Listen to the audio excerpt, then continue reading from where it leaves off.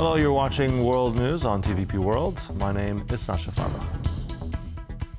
As the United States managed to strike a deal with Belarus to release its political prisoners, there's a price to be paid. The United States will now lift sanctions on Belarusian fertilizer ingredient potash.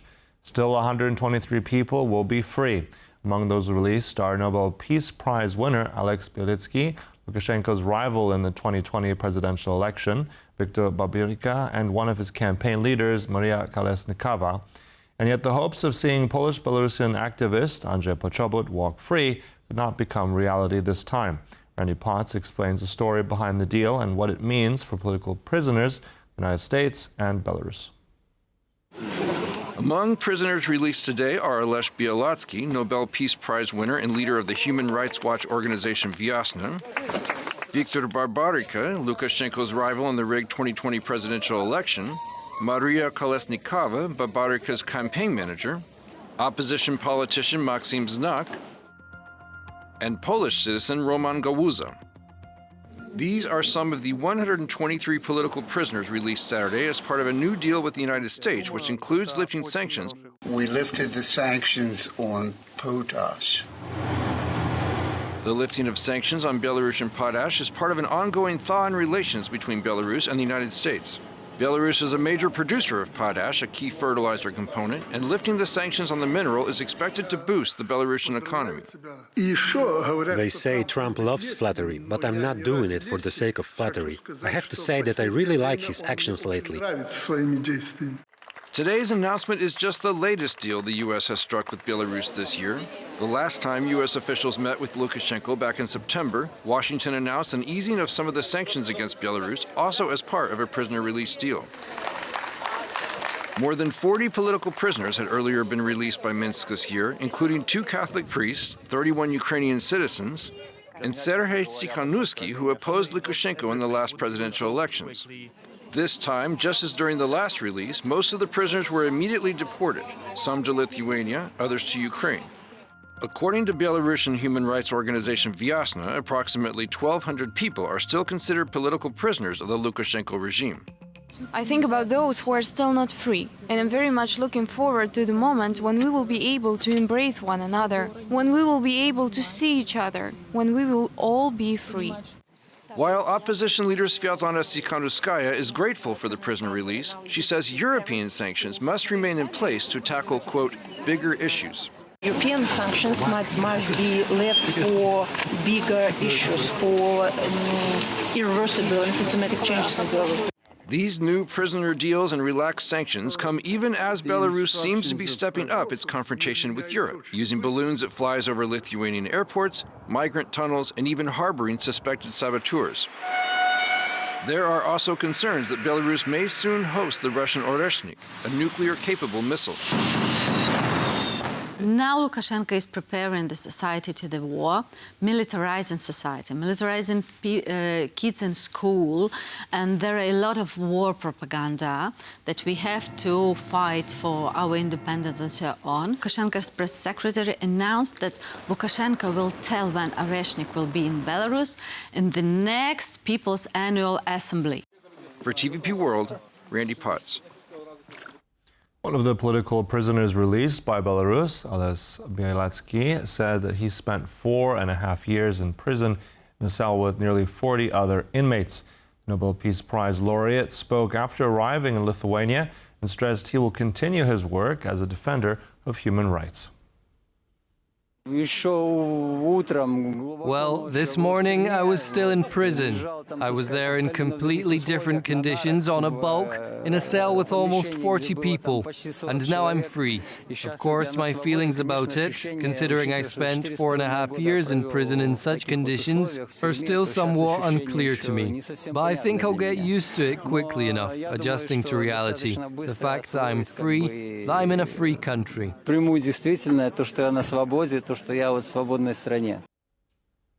Andrzej Poczobut is a perfect person for Belarusian leader Alexander Lukashenko to use to exert additional pressure on Poland, said Alina Kusik, editor-in-chief of Belsat TV, in an interview with TVP World.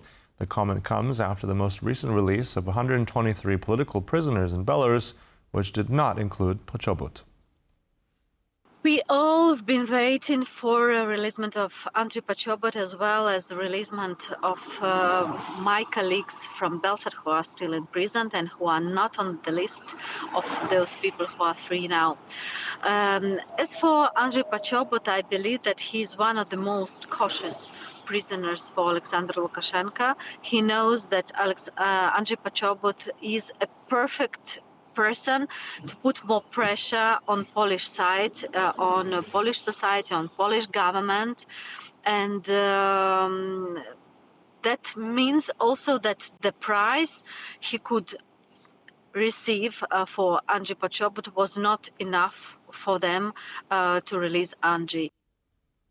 The fight for human rights and justice in Belarus must continue, said the President of the European Commission, Ursula von der Leyen, on X.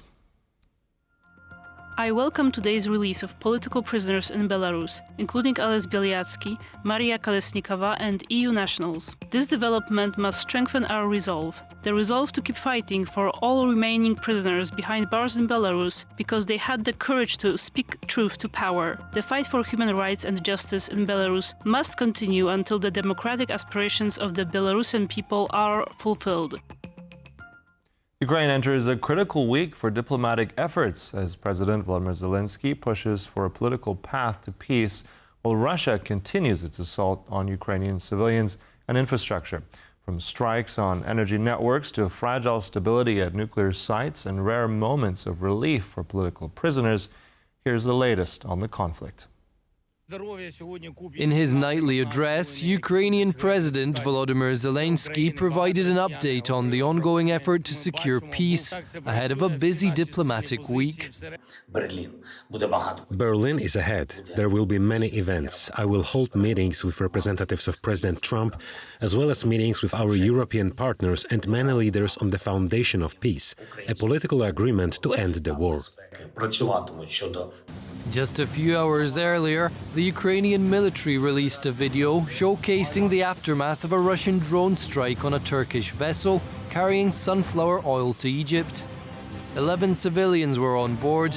No casualties were reported. The roar of running power generator engines bellowed across Ukraine's port city of Odessa, with thousands seen queuing to fill up their bottles at water tanks after a Russian overnight strike on the power grid left 1 million households without electricity. A persistent problem residents have learned to deal with. The situation with electricity is difficult right now, but it is not critical and can be resolved quickly.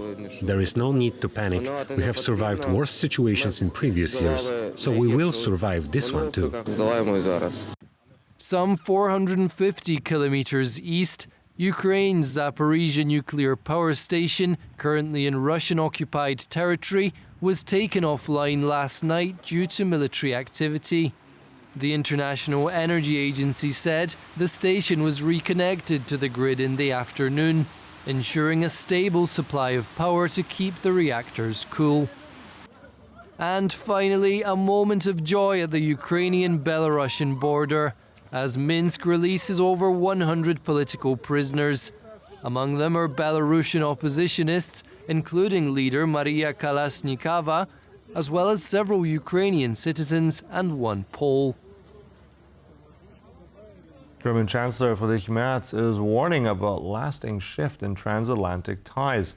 Speaking at a party conference in Munich, Merz said that the era of Pax Americana is largely over for Europe. He urged European nations to prepare for a future in which the United States increasingly prioritizes its own interests. Trump did not come about overnight, and this American policy will not simply disappear overnight. It may be that things will become even more difficult with his successor. Let us prepare ourselves for the fact that we are also seeking a fundamental change in transatlantic relations. Dear friends, the decades of Pax Americana are largely over for us in Europe and also for us in Germany. It no longer exists as we knew it, and nostalgia is of no help here. And I would be one of the last people who wouldn't like to indulge in that nostalgia, but it is of no use. The fact is that the Americans are now pursuing their own interests very, very vigorously. And our only response to this can be to pursue our own interests as well. Weitestgehend vorbei. The construction of Poland's first nuclear power plant is slated to begin in 2028, with development already underway. Poland's first attempt at nuclear power in the 1980s failed amid financial strain and public opposition following the Chernobyl disaster. Today, the project is being revisited as Poland seeks greater energy independence and security. History has made a loop. Roughly 40 years ago, construction was well underway on what could have become Poland's first nuclear power plant. But a lack of funds and a public outcry against nuclear energy in the aftermath of the Chernobyl disaster of the 1980s put those plans on hold and abruptly halted construction of the facility located just behind me. Today, however, Poland is pursuing nuclear energy once again, this time in a quest for energy security and independence. And earlier this week, the European Commission approved state funding for the construction of a new facility located not far from here in the town of Chocewo along Poland's Baltic coastline. We asked local residents and authorities how they feel about the project and about nuclear power. Generally, I think that investments in energy projects are highly necessary today because everything that's happening in the economy, in our homes, relies on energy. Considering this, I believe this was a good decision that we finally know where our country and especially our community stand. Most of the residents we spoke to were equally optimistic. I think it's the future. I think they should have started construction a long time ago. Now it's a little late in my opinion, and I might not be around to see it finished. I'm positive about this. I hope it will bring only positive results, more jobs and, of course, cheaper energy. While construction won't officially begin until 2028, development on site is already underway. And earlier this week, the European Commission greenlit over 14 billion euros of Polish state funding for the project. It sounds technical, but in fact, construction will kick off with a bang, which will happen as early as December. We have secured the funds. Poland's push for nuclear power could help strengthen the country's energy security while speeding up its transition away from coal. It could also provide cheap and affordable energy for millions of Polish households, especially those living near the coast. It isn't the country's first attempt at nuclear power. In the 1980s, under communism, construction was underway on a nuclear plant in Żarnowiec, but a lack of funds and protests against nuclear energy following the Chernobyl meltdown halted construction for good. Though it's been several decades in the making, Poland could soon have its first nuclear power plant. Maciej Wilowski for TVP World. We now move to the United States, where 2 students were killed and 9 others were wounded in a school shooting at Brown University late on Saturday, authorities reported. Police are still searching for the suspect. The gunman escaped after opening fire at Brown University's Barris and Hawley Engineering building, where exams were in progress at the time. Streets surrounding the campus were blocked off and filled with emergency vehicles for hours after the shooting, as law enforcement increased security across the city and continued to search for the suspect. Authorities in Providence, Rhode Island, released video footage they say shows the suspect responsible for the mass shooting at the Ivy League University. The city's deputy police chief said the suspect has not yet been identified.